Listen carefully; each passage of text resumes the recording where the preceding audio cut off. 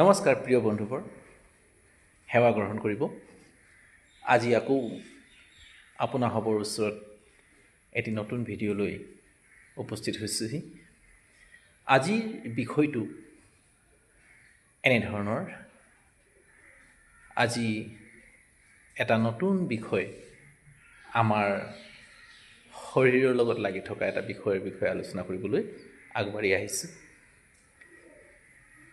আমি কোনো এটা কথা যেতিয়া চিন্তা কৰোঁ, আমি কোনো এটা কাম যেতিয়া কৰোঁ, আমাৰ মনত সৰ্বপ্ৰথমে অলপ সময়ৰ বাবে, চান্দ ছেকেণ্ডৰ বাবে নেগেটিভ ভাৱ এটা আহে। আপোনালোকে মন কৰিছে নাই নাজানো, এইটো প্ৰত্যেকজন মানুহৰ ক্ষেত্ৰতেই ঘটে। ইয়াৰ কাৰণটো কি জানেনে?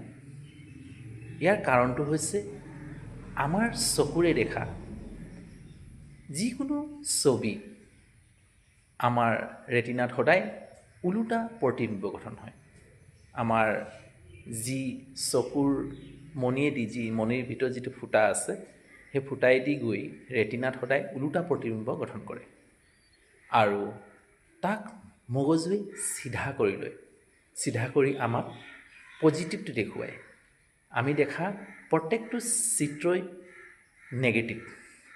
ঠিক তেনেদৰে আমাৰ ভাৱবোৰো নেগেটিভ হৈ যায় প্ৰথম, আৰু তাক আমাৰ মগজুৱে পজিটিভ কৰি লয়।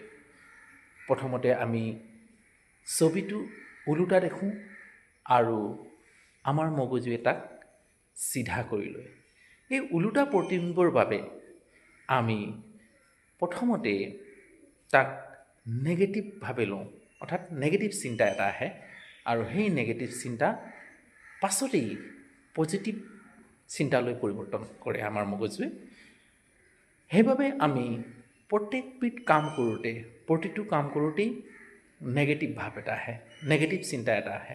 তাৰপিছতেই তাক আমাৰ মগজুৱে পজিটিভ কৰি লয়। গতিকে আমি প্ৰত্যেকটো কাম কৰোঁতেই আমাৰ চিন্তাসমূহ সদায় নেগেটিভ লৈ যায়, আৰু সেই নেগেটিভ চিন্তাক আমাৰ মন মগজুৱে পজিটিভ কৰি লয়।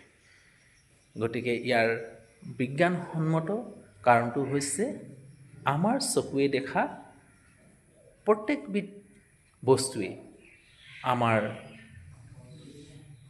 চকুৰ ভিতৰত থকা ৰেটিনাত ওলোটা প্ৰতিবিম্ব গঠন কৰাৰ বাবেহে আমাৰ মনত নেগেটিভ ভাৱ এটা আহে, আৰু আমি আমাৰ